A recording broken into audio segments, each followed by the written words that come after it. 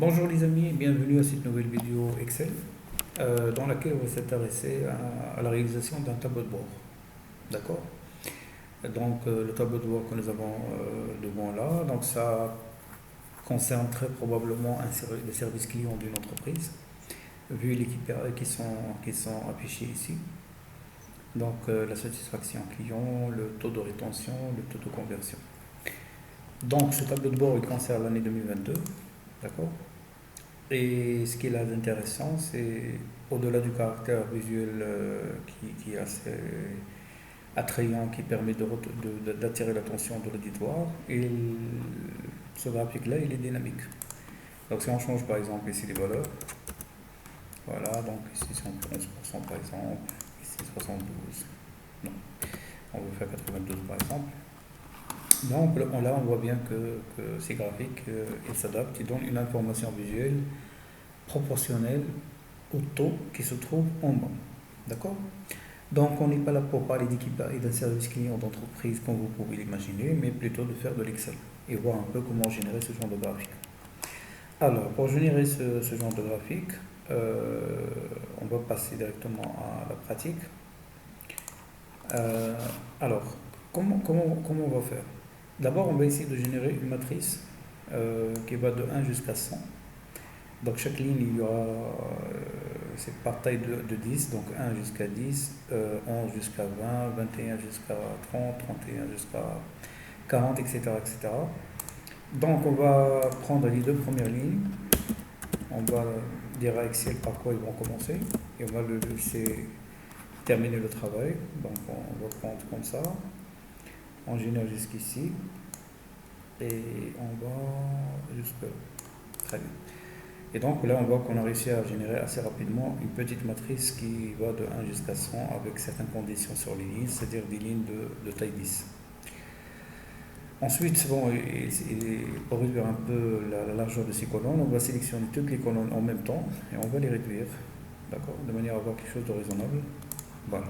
Donc, c'est une matrice qui est compacte et qui est visuellement intéressante à voir. Après, ici, on va mettre le taux, par exemple, euh, du KPI, maintenant service client. Et avant d'aller plus loin, donc pour éviter de refaire le travail plusieurs fois, on va faire juste du copier-coller pour les trois autres indicateurs. Mais là, il faut lui dire de respecter la largeur des colonnes. Comme ça. Non, ça respecte la largeur du colonne, là c'est excellent. Bon, il ne veut pas, donc je vais refaire ça. On va copier, coller avec respect de la largeur des colonnes. Très bien. Donc là, on peut changer maintenant ici, donc taux de rétention.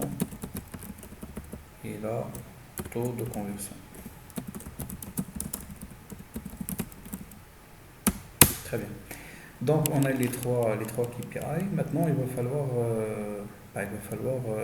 rendre ces graphiques dynamiques et de manière à ce qu'ils représentent la valeur qu'on cherche à visualiser. Alors, la première chose qu'on va faire, c'est on va sélectionner toutes les matrices et on va lui donner un background d'une couleur un peu light. Donc là, pour la première matrice, on va faire cette couleur-là. Pour la deuxième, on va faire du cyan. Et pour la troisième, on va faire du mauve. Du mauve light. Comme ça. D'accord? Après, on va faire du formatage conditionnel.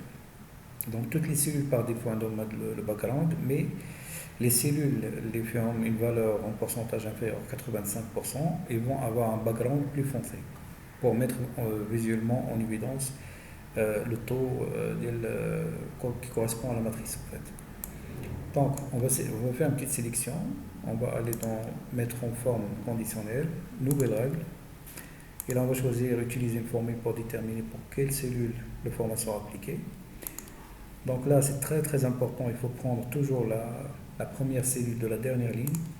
Donc, euh, il faut faire un référencement relatif. Donc, c'est 12.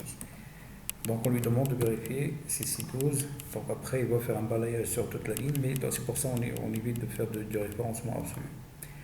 Donc par rapport à ce taux, à ce pourcentage, qu'on doit multiplier par 100. Parce qu'un pourcentage, comme vous le savez dans Excel, en fait c'est une décimale. Donc 85% c'est 0,85. Donc il faut multiplier par 100 pour avoir quelque chose à laquelle on peut faire par rapport à laquelle on peut faire des comparaisons. Très bien, donc toutes les cellules qui vérifient cette condition, on va lui demander de faire un formatage foncé, enfin un background foncé. Ok. Et voilà. Donc si on change ici la valeur du pourcentage, ben ça s'adapte automatiquement. La deuxième, pareil, on va faire du formatage conditionnel, nouvelle règle. La même chose, on va prendre la première cellule de la dernière ligne, on va éviter le référencement absolu et on va lui demander de comparer au taux multiplié par 100. Et pour les cellules que cela est vérifié, ben on va lui faire un background un peu foncé de la couleur cyan. Ok. Et voilà, donc c'est très bien. Donc si on fait ici par exemple 25%, le fond 5%. Le graphique s'adapte automatiquement. Donc on va faire la même chose pour la dernière matrice. Nouvelle règle. Toujours la première cellule de la dernière ligne, très très important. Enlever le référencement absolu, c'est juste le référencement relatif, inférieur ou égal à ce taux. Et si c'est le cas, bah vous faites voilà, un background mauve foncé. Okay. Bon, ça n'a pas l'air de marcher. Pourquoi? On va voir. Gérer les règles. Voilà, j'ai oublié de multiplier par 100. Ah, donc là c'est bon. Donc si je change un peu les valeurs ici, ça s'adapte automatiquement. Et c'est ce qu'on cherche à faire. Donc sur ce, je termine cette première partie de ce tutoriel et puis on va se retrouver dans la deuxième partie pour la mise en forme générale qui nous permettra de retrouver un peu la même tête que ce tableau de bord. Merci pour votre attention et d'ici la prochaine vidéo, portez-vous bien. Ciao.